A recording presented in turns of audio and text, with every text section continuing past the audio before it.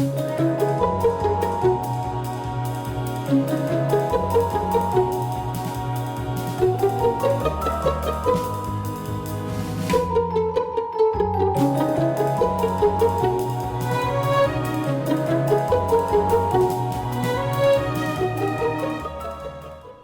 friends, this is Michael Canadas with the Grovian Doll Museum and Carmel Doll Shop. We have the pleasure to share with you a wonderful item from the Nunez collection. We're going to call this program The Heart of the Home. Today, the heart of the home is the kitchen. If you've watched any real estate shows today, everything is about the kitchen and whether the kitchen is good enough or what they want. Long time ago, the lady of the house, if they were an upper home, never went into the kitchen. It was the domain of the cook and the butler and the servants.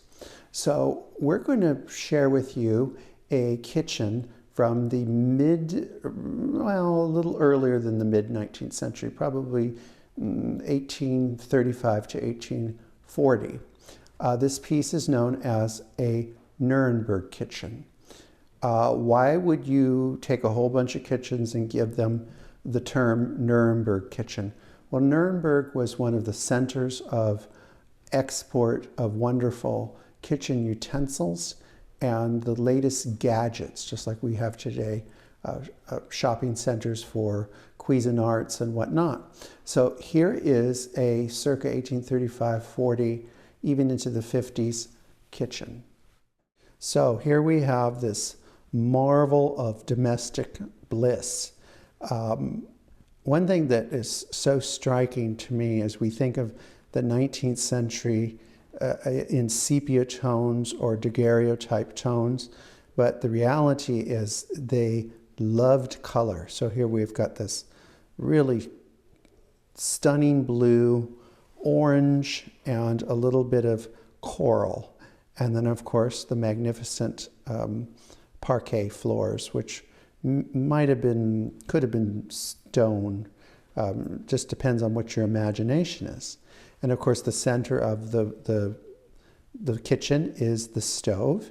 And this is a little toy stove, but I believe that this one, like almost every one I've ever seen, children would put a lump of coal in it or start a fire, and they would use it to cook little beginner kiddie meals. It pretty much has everything that you would want in a first half of the 19th century state-of-the-art kitchen.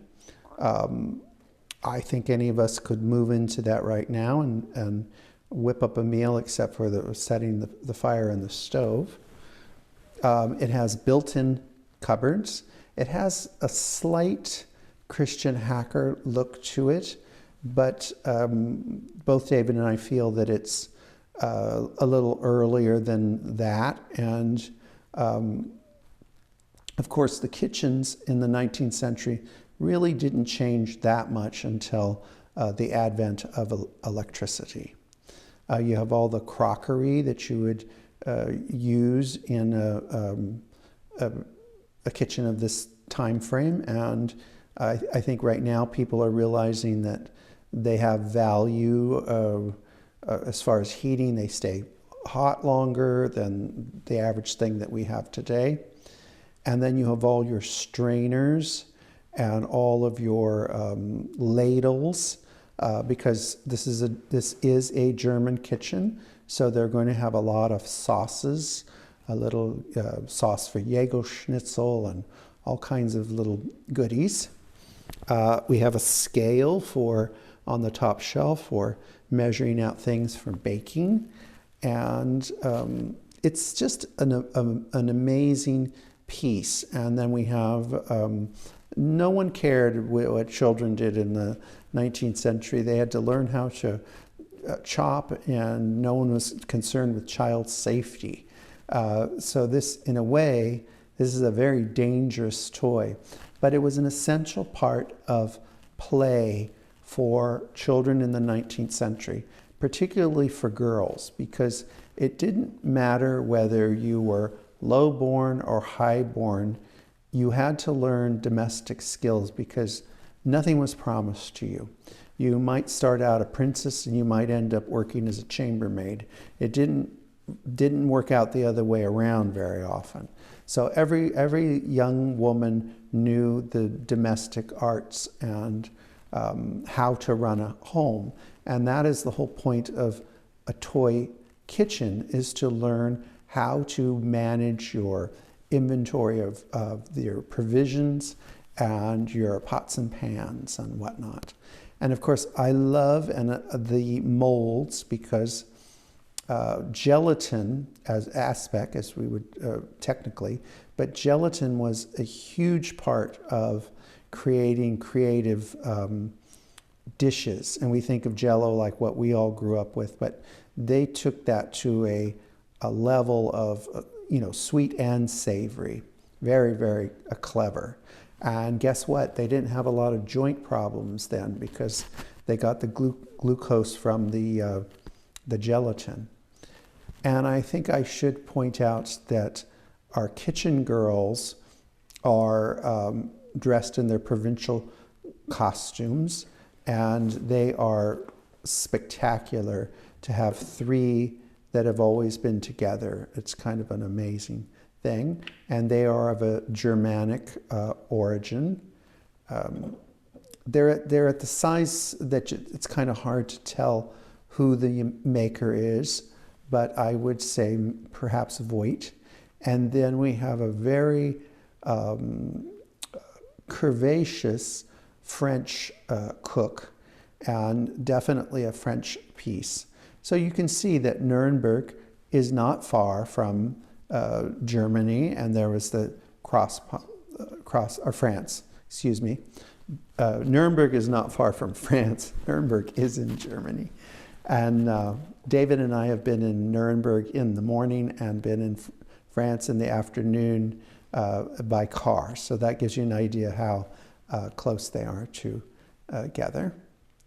And then, of course, all of the little crockeries on the floor, which that would have been used to bring in coal and all kinds of provisions. This, you can't really see it, but the sides of this kitchen is laden with all kinds of molds and pots and pans. So it was really very well outfitted. But this was the heart of the home, and you can't tell the story of upstairs, downstairs without having to take a look at what was going on downstairs. And I know it's a very beautiful, really almost technicolor world, and I think it was, but it was also a very gritty, hard life for the people that worked in service in the 19th century.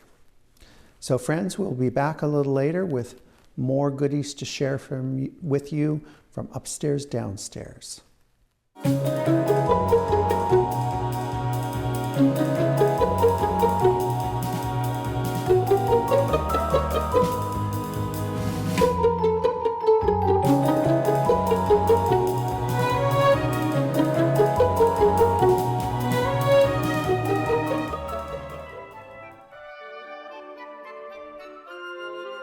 Remember to like, subscribe, and hit that notification button.